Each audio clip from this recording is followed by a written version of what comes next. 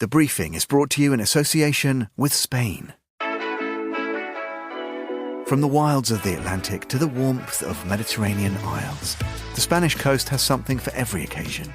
And whether chartering a yacht or renting a more modest motorboat, there's no better way to explore this magical country's lesser-known highlights than from the open water. Listen out for a new summer season of The Concierge on Monocle Radio. Join Robert Bound and friends as they turn navigator for an unforgettable journey along the Spanish coast. From hidden gems to legendary gastronomy, and with the unique drama of the America's Cup in the host city of Barcelona added to the mix, discover why the time is right to take to the waves. The Concierge, returning to Monocle Radio in July. This summer, set sail for Spain. You're listening to The Briefing, first broadcast on the 11th of July 2024 on Monocle Radio.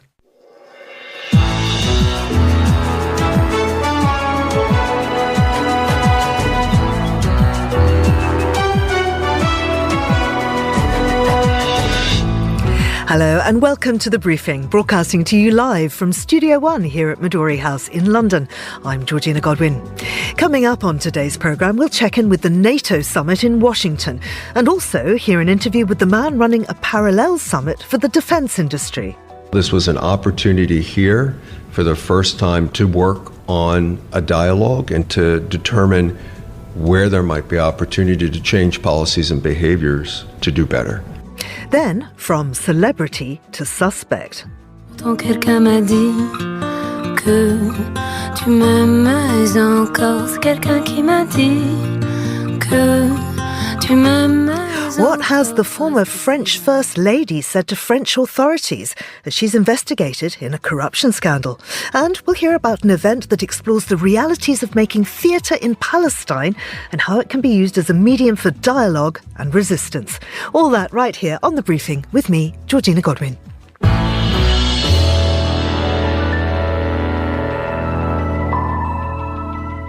Today, the NATO summit wraps up in Washington, D.C. Our Andrew Muller, our contributing editor, is there. Andrew, I appreciate it's very early in the morning for you there in Washington. You haven't been up for long, and of course the last day hasn't got going. But I wonder if you could tell us so far, has this been a fitting 75th birthday celebration for NATO? Yes, good morning from what is likely to be once again an extremely hot Washington, D.C. Honestly, I don't know why they picked this time of year. It hasn't been quite, I don't think, the big diamond jubilee that NATO would have wanted. Because on the one hand, they do actually have much to celebrate other than the 75th anniversary. The alliance is bigger than ever now that Sweden has finally been waved formally in. This is its first summit as a full member. It has come together remarkably over the last 2 years to meet an extraordinary challenge in the shape of Russia's invasion of Ukraine. And yet the event, which though a big deal, has been somewhat overshadowed, it's fair to say, by the domestic political travails of the United States. Of course, and here we're talking about Joe Biden and particularly his age. What's he up to do today, and is he going to be addressing that? Well, it's going to be interesting to see whether he addresses it or not, and whether he addresses it deliberately or not, really, because he is giving a solo press conference today as the sort of means of wrapping up the summit. And it has been a reasonable criticism of President Biden that he has not often just put himself out in front of the press and said, ask me anything. There is a lot of chatter / excitement / nervousness about this press conference because, quite a lot of quite serious American commentators are saying that if he goes out today and it's a repeat of what we saw in the first debate a couple of weeks ago, then that's probably the ball game. So the stakes could scarcely be higher for President Biden. And of course, the stakes could scarcely be higher for NATO either. It matters a lot to NATO whether the President of the United States is entirely committed to it. And if that is President Donald Trump again from January onwards, nobody can take that for granted. Well, exactly. I mean, is there alarm being voiced about the possible return of Trump and how that might affect the future of NATO? Well, I've spoken to a few people about that, and obviously people are understandably cagey about that because, and quite reasonably so, nobody wants to upset the person who might be the next president of the United States, especially one who famously takes absolutely everything incredibly personally. But I think it's fair to say among the people we've spoken to, and that said, we haven't spoken to anybody from the Hungarian delegation, nobody is out there shilling for the return of Donald Trump. No. What is for you, the headline from NATO so far? The headline so far, I think, inevitably does involve Ukraine, and this is part of the NATO statement that says that as NATO sees it, Ukraine is now on an irreversible path to membership, which is pretty strong language. It's not a word you lay out there if you think there's a chance you're going to have to back down from it. It's still not quite everything that the Ukrainians would want, but it's a big step forward from last year. I think listeners may recall that last year there was quite a spectacular and unusual falling out in public between President Volodymyr Zelensky of Ukraine and NATO. Zelensky called the NATO language last year absurd, I think was the phrase he used. There still isn't a definitive timeline for when NATO expects to welcome Ukraine into the alliance, but the fact that they've said it's irreversible, that this is going to happen, they have backed it up as well with yet further promises of further aid, including F-16s and more air defense systems, the need for which was obviously amply demonstrated by Russia's attack on 2 hospitals in Ukraine earlier this week. Now, the other big bogeyman in the room is China, of course. What's been said on that? Yeah, that's been an interesting one. NATO has been increasingly punchy on the subject of China the last 2 or 3 years. At this summit, as the last 2, there are representatives here as well from NATO's sort of Asia-Pacific friends, Australia, New Zealand, South Korea, Japan. NATO's gone out of its way to call China a decisive enabler of Russia's war against Ukraine and has used the more diplomatic phrase deep concern about China's closeness with Russia. I mean, China has responded to this much as you would imagine China would, sort of calling it a dreadful smear, whoever could think of such a thing, et cetera, et cetera, et cetera. China not usually all that philosophical about criticism, especially from the West. But that is interesting, and I think it is a demonstration of where NATO sees its future priorities, because obviously, though NATO is primarily a European organisation, its key member remains the United States, which I think is going to be increasingly interested in the Pacific and in China in coming years. Now, of course, everybody who's anybody is in Washington at the moment. You, Chris Chermak from Monocle, but lots and lots of star guests. Who stands out amongst them? The 2 you'd expect. One, and interestingly, the one we were just discussing, whose country is not yet a member of NATO. This is, of course, President Zelensky, who does still have the power to pull a crowd and get the media to hang on his every word, and not unreasonably. But he was speaking at a fringe event at the Ronald Reagan Center earlier this week, and he addressed the thing about Donald Trump, the potential restoration thereof. He said, we can't wait for November. I think he's concerned that everything's just going to freeze while nobody knows who's going to be running the United States, which I think is a perfectly reasonable concern for him to have. But yeah, he is still a figure who carries a considerable bearing. The other one that I think people obviously curious about, making his debut on the global stage, Sir Keir Starmer, the new Prime Minister of the United Kingdom, who is having quite a first week on the job. He has met with President Biden at the White House. There has been a lot of American media sort of scrambling to explain here's who he is, here is the new Prime Minister of the United Kingdom, etc. But I think beyond that, it's not like there's any sort of anxiety or anything of that ilk attached to Keir Starmer's views on NATO and views on support for Ukraine. He has been absolutely rock solid on that all the way along. I think it was always going to be the one thing that didn't change with the change of governments in the United Kingdom. Andrew, thank you very much indeed. And we'll be hearing from Andrew a little bit later on in the programme. Now here's Monocle's Carlotta Rebello with the day's other news headlines. Thanks, Georgina. Lawmaker Peter Welch has called on President Joe Biden to withdraw from the election, making him the first Democratic senator to do so. Hollywood star George Clooney, a major Democratic Party fundraiser, has also said Biden should drop out. Research conducted in the United Kingdom on 26,000 people found those who stay up late scored better on intelligence, reasoning and memory tests. Being a woman, increasing age and having a diagnosis of angina, high blood pressure and diabetes appear to worsen cognitive performance. And Japan's Koasa Group is currently facing inquiries from the Korean government for allegedly stockpiling seaweed, which is thought to be causing significant price increases for one of Korea's favorite side dishes. South Korea's Ministry of Oceans and Fisheries say its officials will meet the representatives of the world's largest seaweed exporter later this month. Those are the day's headlines. Back to you, Georgina. Thanks, Carlotta, from a woman who gets up early. Now, where was I? For the first time ever at this year's NATO summit in Washington, the defence industry was invited to hold its own summit in conjunction with the Western Military Alliance. It's a sign of just how closely the defence industry and governments are cooperating in the aftermath of the war in Ukraine. Monocle's Andrew Muller spoke with the summit's organiser, Keith Webster, Vice President of the US Chamber of Commerce. He began by asking Keith whether he was surprised that it had taken NATO this long to invite private industry to the table. It's not remarkable if you've studied NATO in the sense of a historical reluctance to be associated with advocating for industry. There is a caution there. Think tanks are one thing. They partner with think tanks, which makes sense. The public forum is a think tank organized and sponsored event, which does have some industry branding, but it's more of a Munich Security Conference kind of dialogue and moment.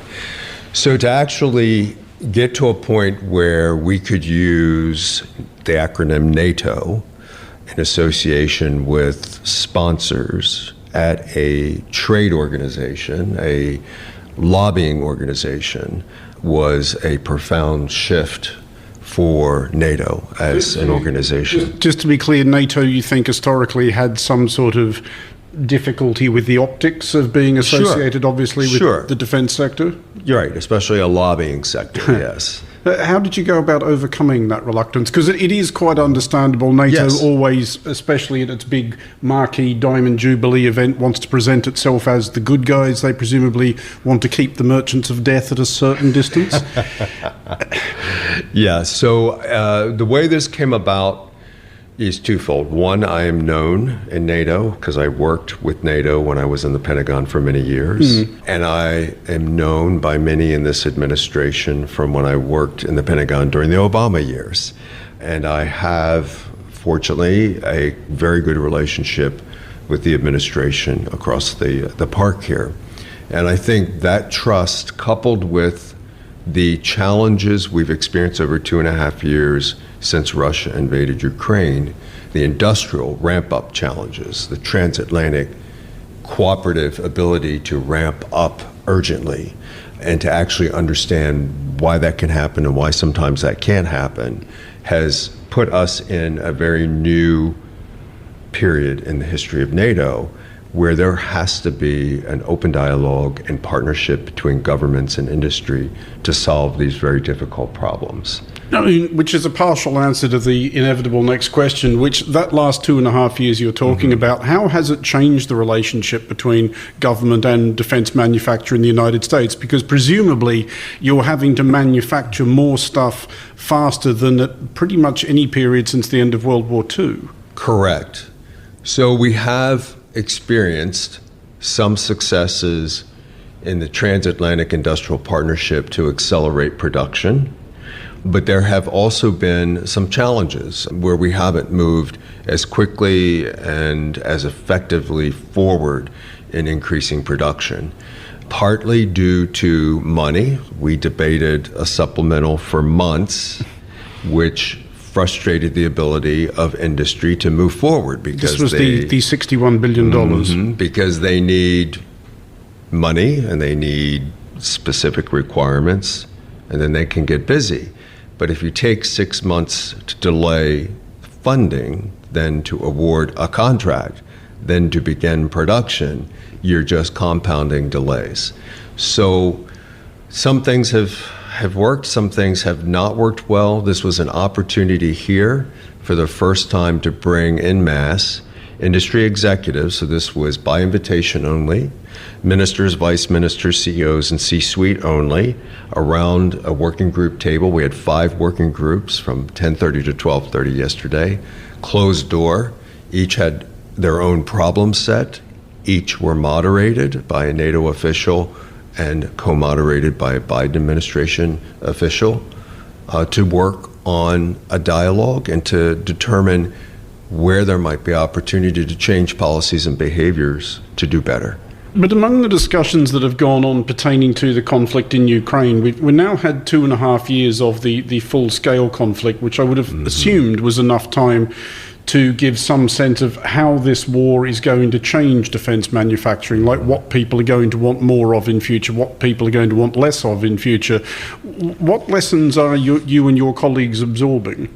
So the conflict has really been an educational journey from a number of perspectives. One perspective was here we have kind of a traditional conventional land warfare. Secondly, the ability of Ukrainian forces to be incredibly innovative with just the most rudimentary products, whether it's a little UAS toy that has a camera on it for situational awareness, as well as more complicated production that they're achieving in the ability to push back on the Russians. So adaptability using commercial products in a way that were never envisioned, redundancy issues with comms, denied battle space, digital battle space has been a challenge, and we've observed some of that. Starlink has been an effective commercial product to enable the Ukrainians to some degree.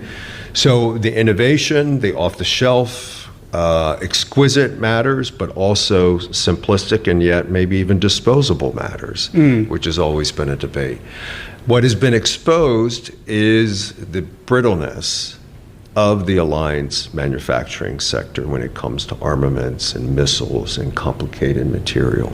And do you mean the whole NATO alliance? This is not just US manufacturers? I would argue this is the entire alliance defense industry community has been operating under a non-wartime environment, has been operating like in the commercial sector just in time. When I started 40 years ago, we had a lot of stuff stockpiled. That was okay. We're all gone away from major stockpiles of everything and to a just-in-time environment. So there is no, fundamentally, in most sectors of defense capability, there is not a rapid ability to ramp up production. You have supply chain issues, you have unique technologies, these are complicated systems. So that has really frustrated, I think, the alliance, the ability or inability in many capabilities to not ramp up as quickly as anyone else. That's Keith Webster, who was speaking to our Andrew Muller in Washington at the NATO summit, and we'll have more from DC on the Monocle Daily at 1800 London time. You're listening to The Briefing on Monocle Radio.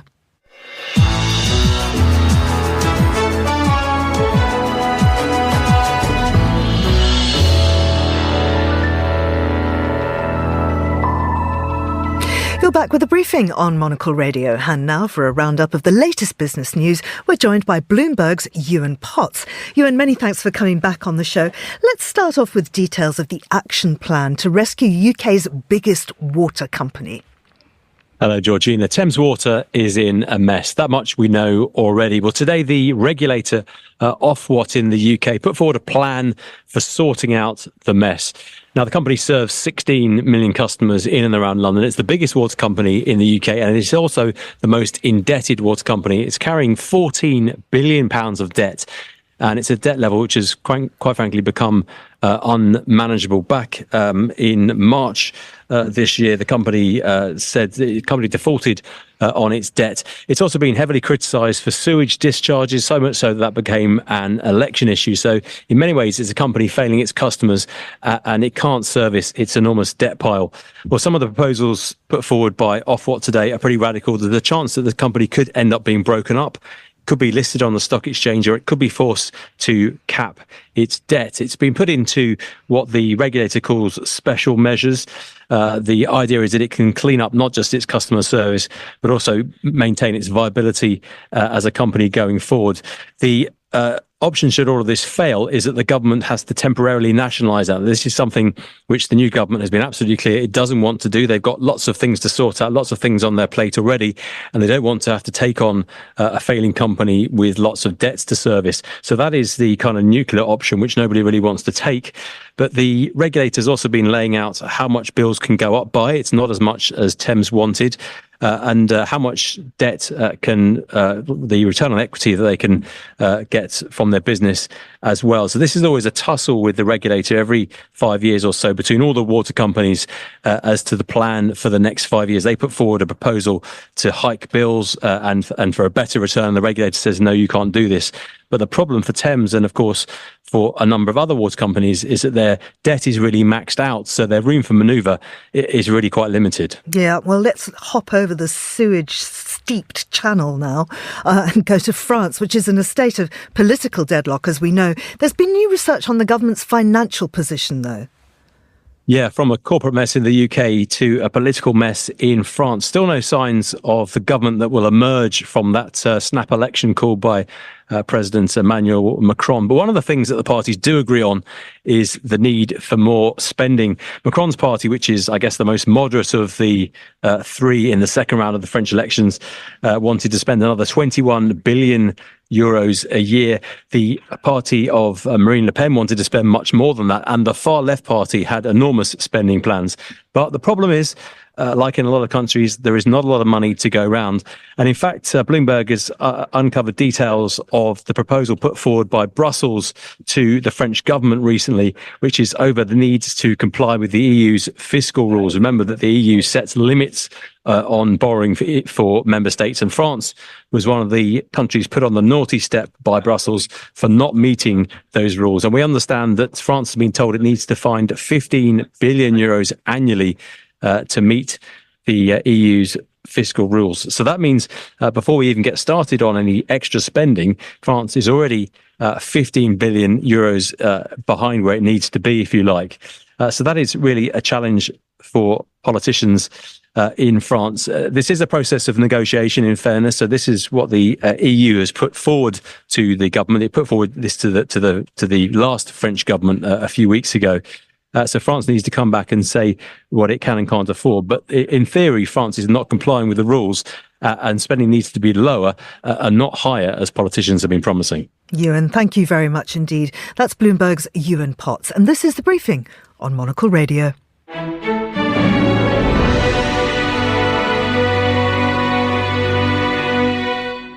Now, she's been a model, a singer, the First Lady of France, and is a suspect in a criminal trial.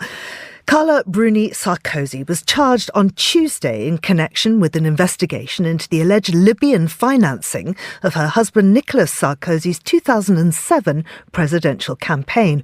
Well, joining us now from Paris is Florence Biedermann, who is a French political analyst. Florence, welcome back to the show. What's the detail of this case? This is such, it sounds, Georgine, actually like the bad scenario of a second-rate spy movie. So what did Carla Bruni Sarkozy do, or is she accused of having been done? So there is this big scandal in France about the suspicion around Nicolas Sarkozy that his presidential campaign was financed with Libyan funds. He will be put on trial for this in 2025. But of course, the new side is that his wife also has apparently been involved in it. And even if she's not been found guilty, of course, it seems she played the role of kind of a middlewoman in an incredible story, like to have the main witness of the accusation of the Libyan funding of Sarkozy's campaign, a very dodgy character called Takedin. So this guy suddenly decided to retract all his accusations. Why? That's where Carla Bruni Sarkozy may have played a role. It's absolutely fascinating stuff. And as you say, a bit like a B-movie. I mean, since losing his re-election bid to the socialist François Hollande in 2012, Monsieur Sarkozy has been targeted by several criminal investigations. What else is he accused of? Well, he has incessantly been, having problem with the law, which is really amazing considering he was the president. So he has been sentenced twice to jail already as a sentence, and it was even confirmed in appeal, so now it reached the higher jurisdiction, for corruption and influence peddling, like trying to influence a judge to get some exclusive information about a case he was involved in, and he has not been sentenced in this case, at least. And then he has been sentenced for completely overspending in his electoral campaign, trying to be re-elected. There are some rules in France. You cannot spend more than a certain amount. He completely blew over the ceiling of those spendings. And now, again, one of the main cases is really this Libyan fund story. I mean, they were the golden couple. How have things gone so badly wrong for this former first couple of France? Well, they are still quite a couple, since they are both involved in those cases. Well, I mean, since Sarkozy is not in power anymore, he kind of stepped back from politics. He tried to come back, but he lost his hope when he was not nominated candidate for his party to try to get president again. So he stepped a bit aside, and he was so far considered as kind of the wise man. You would go and ask his advice, which, for example, the present President Emmanuel Macron is doing quite often, he has this close link with Nicolas Sarkozy. He has tried to play a role in politics. He advised his party, the right conservative, Les Républicains, to make an alliance with Emmanuel Macron. So, behind the curtains, he was trying to. But, I mean, now with these successions of legal cases, he really lost a lot of his clout. As for Carla Bruni Sarkozy, she always pretended she loved her man, mon homme, as she says in kind of colloquial French.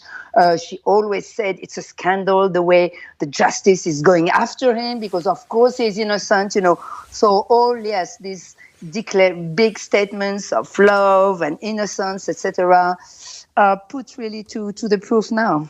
Florence, thank you very much indeed. That was Florence Biedermann speaking about, Carla Bruni Sarkozy, who, of course, was a supermodel in her day. And just to mention that in the most recent episode of Monocle's Big Interview, I sat down with another model, Penelope Tree, to discuss her life and her debut novel. It's called Piece of My Heart. And as I say, one of the original supermodels discovered initially at Truman Capote's Black and White Ball. You can find that on the Monocle website or on whatever app you use to access podcasts.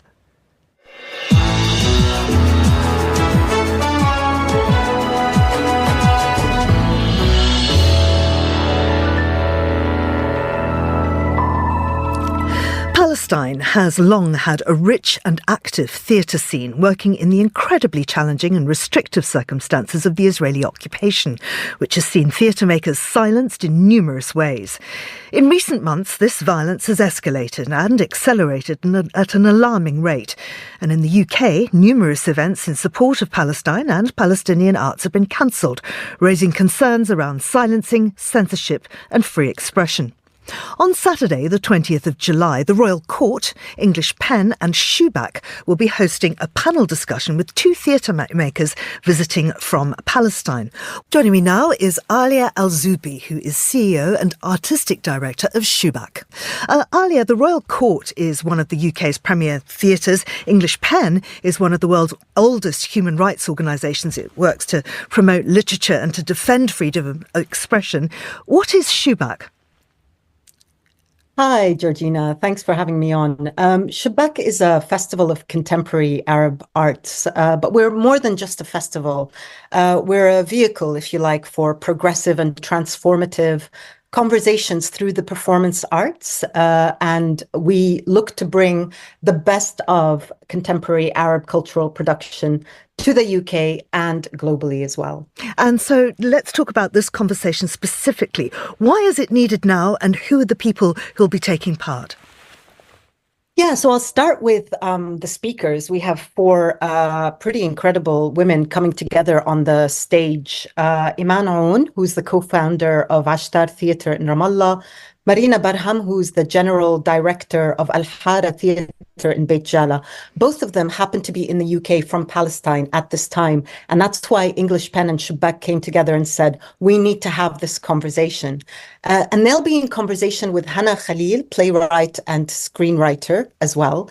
And chairing the conversation is Amber Massey Blomfield, who's a nonfiction writer and arts professional, who recently published the book Acts of Resistance, and she'll be chairing the conversation. And the reason we really feel this conversation has to be had now, as you said in your introduction, is that we are witnessing the destruction of human lives and cultural heritage and cultural production in Palestine at an unprecedented rate, if we're honest. Yeah. We're largely hearing about what's been identified as a plausible genocide in Gaza. And the chilling news yesterday that people were asked to leave their homes by the Israeli government, goes to confirm that we are witnessing a horrific time in our history. But also, some of the quieter stuff that we're not hearing so much about as well is the quiet war that's happening across the West Bank, with 24% of the West Bank being annexed by the Israeli government over the past year. And yet we see the persistence and the resilience of theatre makers and artists of all kinds from Palestine still continuing to make work, still continuing to speak up, still coming to the UK, having faith in humanity, having faith that we will listen, we will respond, we will do something.